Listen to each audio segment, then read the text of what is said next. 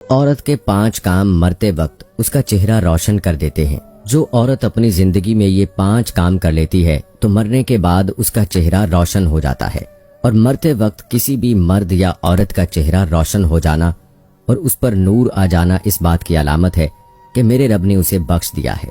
حضرت مولانا جلال الدین رومی رحمت اللہ علیہ کے پاس ایک عورت آئی اور کہنے لگی، حضرت آج میں ایک ایسی عورت کی میت کو دیکھ کر آ رہی ہوں جس کا چہرہ مرنے کے بعد روشن اور چمکدار ہو گیا، ایسا لگ رہا تھا کہ جیسے اس پر نور کی بارش ہو رہی ہو۔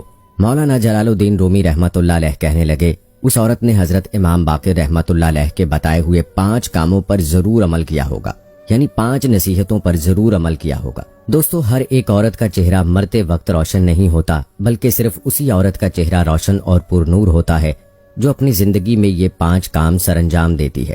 تو وہ عورت مولانا صاحب سے کہنے لگی، حضرت مجھے بھی وہ 5 کام بتائیں کہ وہ کون کون سے ہیں، ہو سکتا ہے میں بھی ان کاموں کو اپنا لوں تو میرا یہ کالا اور گناہوں میں ڈوبا ہوا چہرہ مرتے وقت روشن اور چمکدار ہو جائے۔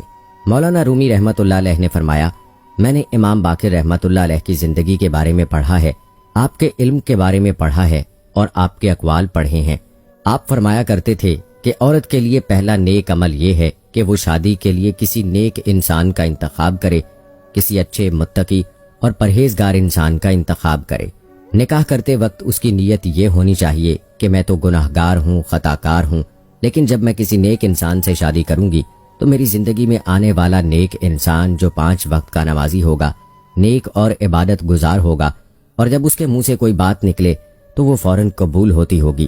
جب وہ میری زندگی میں آئے گا تو مجھے بھی 5 وقت کی نماز پڑھنے، قرآن پڑھنے، روزہ رکھنے، صدقہ و خیرات کرنے اور دوسرے نیک اعمال کرنے کی تلقین کرے گا۔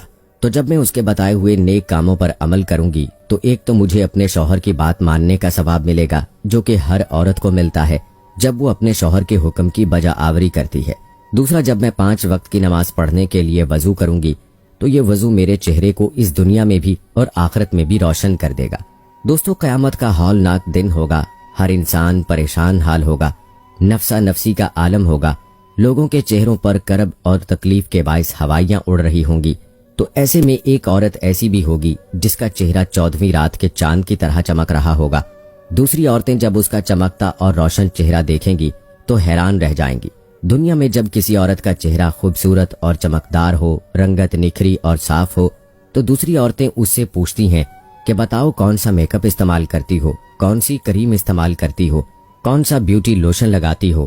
لیکن قیامت کے دن کوئی عورت یہ نہیں پوچھے گی کہ کون سی کریم لگاتی ہو، بلکہ اس دن جس عورت کا چہرہ زیادہ روشن اور چمکدار ہوگا تو دوسری عورتیں ان سے پوچھیں گی کہ بتاؤ دنیا میں کون سا ایسا عمل کیا کرتی تھی کہ جس عمل نے قیامت کی ہولناکیوں میں بھی تیرے چہرے کو روشن کر دیا ہے۔ پھر وہ عورت کہے گی کہ میں دنیا میں یہ 5 عمل کیا کرتی تھی۔ نمبر 1، فرمایا گیا شادی کے لیے نیک اور متقی شخص کا انتخاب کرنے والی عورت۔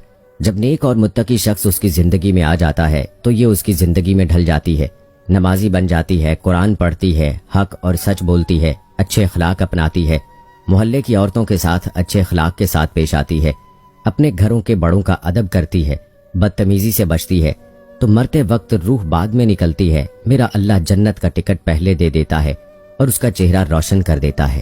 سبحان اللہ۔ دوستو، کچھ بدبخت لوگ ایسے بھی ہوتے ہیں جو عورت کی زندگی میں داخل ہوتے ہیں تو اس کی زندگی کو اجیرن بنا دیتے ہیں، دنیا میں بھی اس کی زندگی جہنم بنا دیتے ہیں اور اس کی آخرت بھی برباد کر دیتے ہیں۔ تو حضرت امام باقر رحمت اللہ علیہ نے فرمایا کہ دوسرا عمل جس سے عورت کا چہرہ مرتے وقت روشن ہو جاتا ہے وہ ہے پردہ۔ فرمایا پردے میں رہنے والی عورت کا چہرہ بھی مرتے وقت ایسے چمکتا ہے جیسے 14ویں رات کا چاند چمکتا ہے۔ اس کا چہرہ نہایت ہی خوبصورت ہو جاتا ہے۔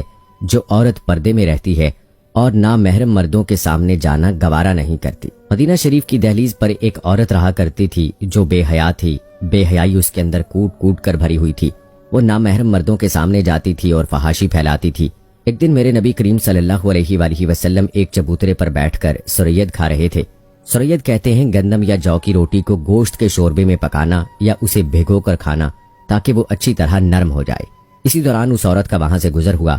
جب پیارے نبی صلی اللہ علیہ وآلہ وسلم کے پاس سے وہ عورت گزری تو آپ صلی اللہ علیہ وآلہ وسلم کو دیکھ کر وہ بے حیا عورت کہنے لگی، اسے دیکھو ایسے بیٹھا ہے جیسے کوئی غلام بیٹھتا ہے، ایسے کھا رہا ہے جیسے کوئی غلام کھاتا ہے۔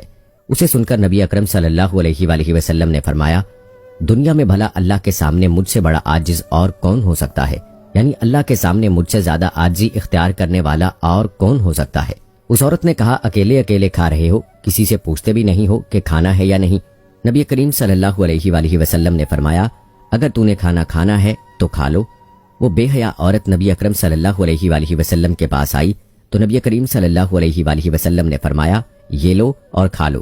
تو وہ کہنے لگی نہیں، میں نے تو آپ کے ہاتھوں سے کھانا ہے۔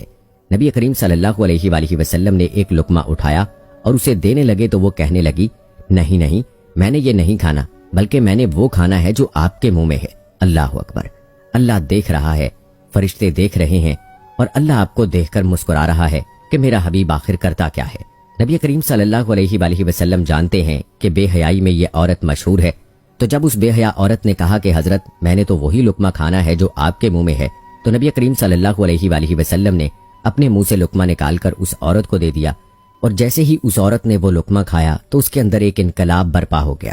میرے نبی کریم صلی اللہ علیہ وآلہ وسلم کے منہ سے نکلا ہوا لقمہ کھایا، پھر ساری زندگی اس عورت نے کسی مرد کو اپنا چہرہ نہ دکھایا۔ کہتے ہیں کہ پھر اس عورت نے کبھی کسی مرد کو اپنا چہرہ نہ دکھایا، اور جہاں بھی جاتی تو پردہ کر کے جاتی۔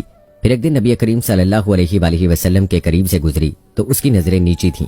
آپ صلی اللہ علیہ وآلہ وسلم نے پہچانا کہ یہ تو وہی عورت ہے، تو آپ صلی اللہ علیہ وآلہ وسلم نے دعا فرمائی اے پردے میں چھپی عورت، اللہ تیرا پردے میں چھپا چہرہ روشن کر دے۔ کہتے ہیں کہ جب وہ مر رہی تھی رات کا وقت تھا اور گھر سے باہر 14ویں رات کے چاند نے پورے علاقے کو روشن کر رکھا تھا، جبکہ گھر کے اندر پورے کمرے کو اس باپردہ عورت کے چھپے چہرے نے روشن کر رکھا تھا۔ سبحان اللہ! پھر فرمایا تیسرا کام بسم اللہ پڑھنے کا عمل، یعنی جو عورت ہر کام کے شروع کرنے سے پہلے بسم اللہ الرحمن الرحیم کہتی ہے اس کا چہرہ مرتے وقت روشن ہو جاتا ہے۔ قابل ذکر ہے ایک واقعہ کہ وہ باتوں ہی باتوں میں ہر بات میں بسم اللہ پڑھا کرتی تھی، یعنی جب کوئی بھی کام ہوتا تو اس کو شروع کرتے وقت اور اختتام کرتے وقت بسم اللہ پڑھا کرتی۔ اس کا شوہر بڑا ہی منافق انسان تھا، تو اس عورت کا یہ عمل اس کے شوہر کے لیے ناگوار گزرتا۔ پھر شوہر نے اپنی بیوی کو شرمندہ کرنے اور بے عزت کرنے کی غرض سے اسے ایک تھیلی دی اور کہا کہ اسے سنبھال کر رکھ دو۔ اب بسم اللہ پڑھنے والی بیوی نے بسم اللہ پڑھ کر اپنے شوہر سے وہ تھیلی لی اور بسم اللہ پڑھ کر ایک محفوظ مقام پر رکھ دی۔ ایک دن اپنی بیوی کی غیر موجودگی میں اس کے شوہر نے وہ تھیلی اٹھائی اور گھر کے اندر ایک کنواں تھا اس میں پھینک دی۔ جب بیوی واپس آئی تو کہنے لگی کہ جو تھیلی میں نے تمہیں دی تھی وہ مجھے لا کر دے دو۔ اس کی سوچ یہ تھی کہ جب اسے وہ تھیلی نہیں ملے گی تو میں اسے ڈانٹوں گا اور اپنا بھرپور غصہ اس پر نکالوں گا، میں اسے خوب شرمندہ و ذلیل کروں گا اور کہوں گا کہ یہ تیری بسم اللہ ہی سب کچھ کروا رہی ہے، تو نے بسم اللہ پڑھ کر تھیلی رکھی تھی تو وہ غائب ہو گئی۔ وہ عورت بسم اللہ پڑھتے ہوئے اندر گئی اور بسم اللہ پڑھتے پڑھتے اپنا ہاتھ تھیلی والی جگہ کی جانب بڑھایا۔ اللہ تعالیٰ نے فرشتے کو حکم دیا کہ جاؤ اور بسم اللہ کہنے والی میری اس مقدس شہزادی کا ہاتھ وہاں پہنچنے سے پہلے تھیلی لا کر وہاں رکھ دینا۔ سبحان اللہ! تو دوستو بسم اللہ پڑھنے والی عورت کا چہرہ بھی مرتے وقت روشن ہو جائے گا، کیونکہ یہ وہ عمل کر رہی ہے جو کہ میرے اللہ اور اس کے نبی کریم صلی اللہ علیہ وآلہ وسلم کو بہت پسند ہے، اور اس میں برکت ہی برکت ہے۔ نمبر 4، حضرت امام باقر رحمت اللہ علیہ فرماتے ہیں کہ اس عورت کا چہرہ بھی مرتے وقت روشن اور منور ہو جاتا ہے جس کا کوئی عمل ایسا ہو جو انسان کو اللہ کا محبوب بنا دے، یعنی کوئی ایسا عمل جو کسی نوجوان کو اللہ کا محبوب بنا دے۔ مدینہ میں ایک نوجوان اور خوبصورت عورت رہا کرتی تھی۔ وہ مسجد نبوی میں نماز ادا کرنے جا رہی تھی کہ راستے میں ایک نوجوان کھڑا ہوا تھا۔ اس نے اس عورت کا راستہ روک لیا اور عورت نے پوچھا کہ تجھے کیا تکلیف ہے، تو نے میرا راستہ کیوں روک لیا ہے؟ تو اس نے کہا کہ مجھے تکلیف یہ ہے کہ مجھے تیرا حسن بھا گیا ہے اور میں تجھے حاصل کرنا چاہتا ہوں، میں تجھ سے عشق اور محبت کر بیٹھا ہوں اور تجھ سے شادی کرنا چاہتا ہوں۔ عورت نے جب یہ سنا تو کہنے لگی ٹھیک ہے، اگر تو مجھ سے شادی کرنا چاہتا ہے تو میری ایک شرط ہے، تو وہ شرط پوری کر دے، میں تیرے ساتھ شادی کرنے کے لیے تیار ہوں۔ نوجوان بے قرار ہو گیا اور کہا جلدی سے بتا تیری کیا شرط ہے، میں ضرور اسے پورا کروں گا۔ عورت نے کہا میری کوئی بہت بڑی شرط نہیں، شرط بس یہ ہے کہ اگر تو مجھے حاصل کرنا چاہتا ہے اور مجھ سے شادی کرنا چاہتا ہے تو 40 دن تک بلا ناغہ حضرت عمر فاروق رضی اللہ تعالی عنہ کے پیچھے ان کی امامت میں نماز پڑھنی ہوگی۔ وہ نوجوان فوراً وضو کر کے مسجد پہنچ گیا۔ اس عورت کے ساتھ شادی کرنے کے لیے وہ دن میں 5 وقت نماز با جماعت ادا کرنے لگا۔ قربان جائیے حضرت عمر فاروق رضی اللہ تعالی عنہ کی امامت پر کہ جن کی اقتدا میں وہ نوجوان نماز ادا کرنے لگا۔